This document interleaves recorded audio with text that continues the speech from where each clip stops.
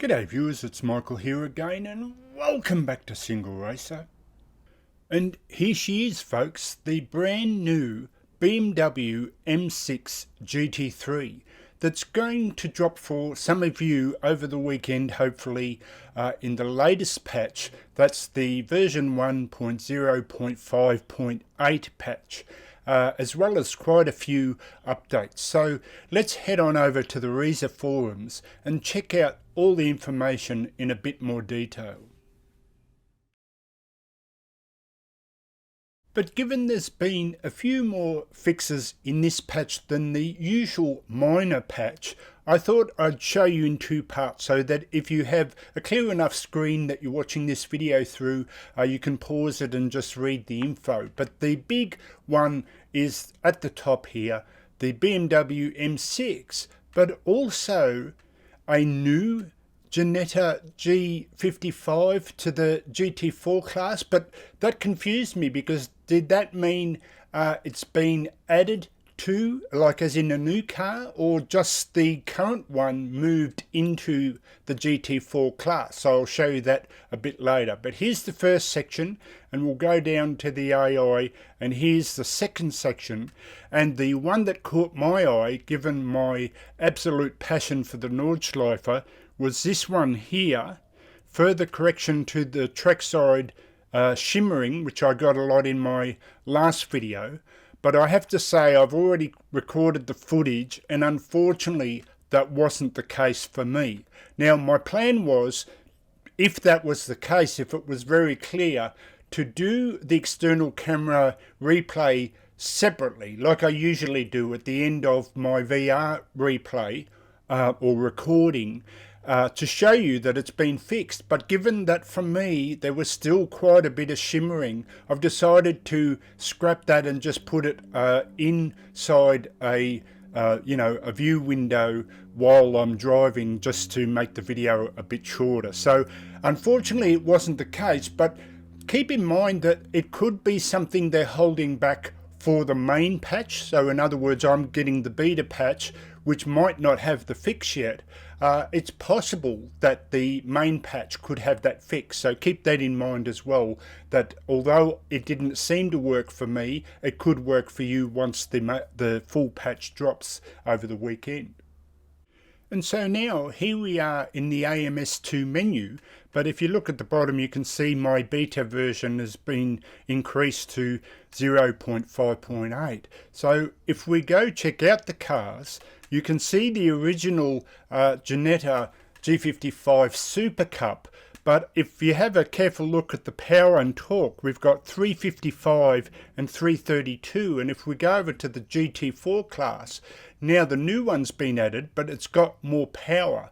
Now I must admit I struggle why the cars are so similar, why you have them in the game. But it's, it's great to have the choice. I just tend to drive the best one all the time, so I struggle with that idea. But it's good to have variety, I guess, and more cars to choose from. Now the thumbnails aren't quite ready, as if I click on the livery, so they haven't been added yet. And this is why I hold out that given that the livery choices haven't been added, then there's the possibility that the shimmering hasn't been added as well. At least I'm keeping my fingers crossed for the Nordschleifer replay, so hopefully that gets fixed. And if we go to the GT3 class, here's your new BMW M6 GT3. So let's now head over and see how it performs on the track. So this is Michael signing out for Single Racer. I'll catch you next time. See you later, and let's go BMW hot lapping. Okay folks, so as we get set, here I've got a dual setup. Now I did try for all 4 individual GT3 cars, but after a dozen goes of trying to fluke the 4 individual cars, I gave up, because there were either 2 Porsches or 2 Mercedes and so on. So let's head off now and see how this car performs here. Now first thing out of the gate is I can hear that turbo there. The AC fan from race department has been helping out with the sounds, and you can immediately hear the difference. Ooh, I wasn't expecting that. I don't know if you picked that up, but it was the same buzzer sound as in the previous car I drove in Assetto Corsa, which was the GTM Lanzo V10, the new car for Assetto Corsa. So they've included that buzzer sound in this car. Well, that's interesting. And I got no clue when you brake heavy, the buzzer sound comes on. If anyone knows why or what that is, specifically, I'd love to know.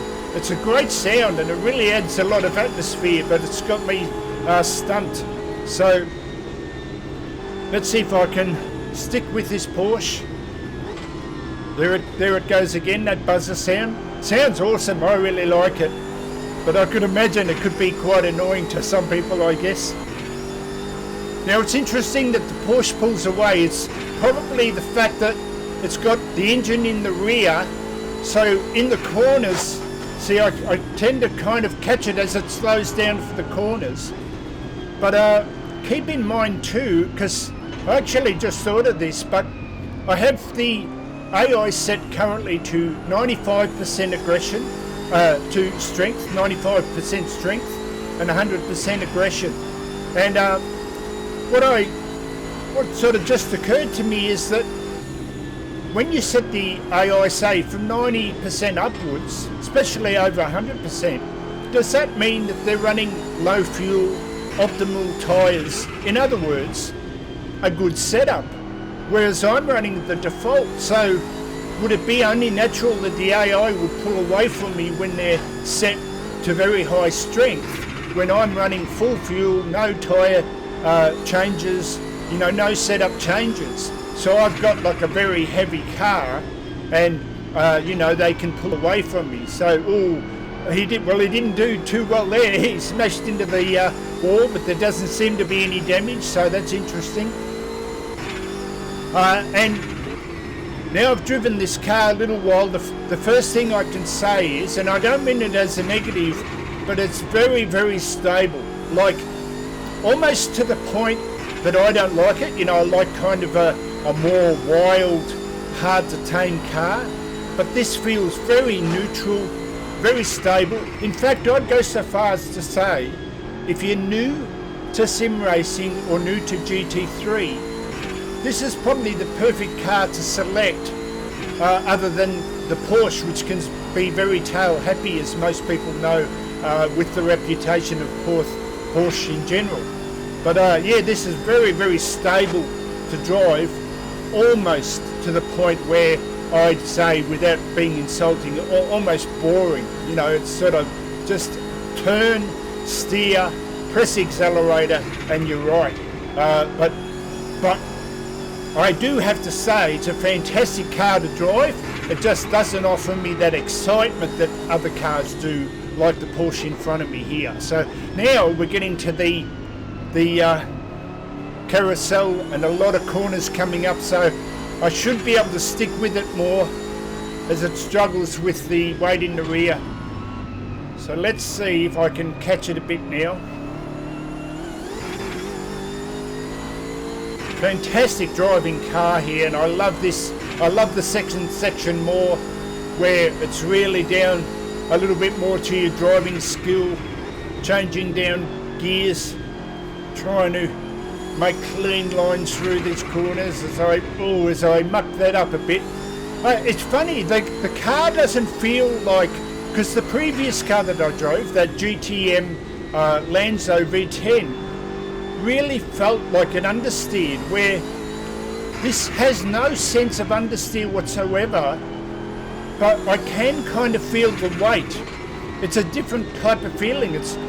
So the way to explain it is, as I get on the gas, it's not like it's pushing me, but I do have to be careful not to go into corners too hot like I did just there. And so that was just me coming in too hot, and I could feel the weight of the car.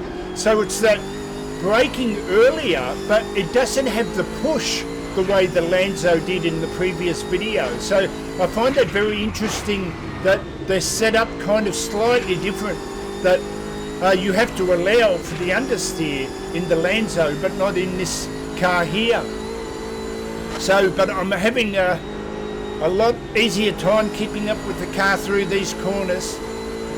This is awesome. I mean, I don't want to say, it's bad to say that it's a boring car. It's just an easy car to drive, so it doesn't have that thrill of the pants kind of feel, but it's an outstanding car, and should be fantastic for people that struggle with the really high-end cars, trying to keep them on the track. So this is the perfect car to pick if you want that sort of very stable, very neutral driving car. So let's see now if the Porsche pulls away from me, or because I haven't really got into top gear yet, so I'll try and get the drag as we check out that castle.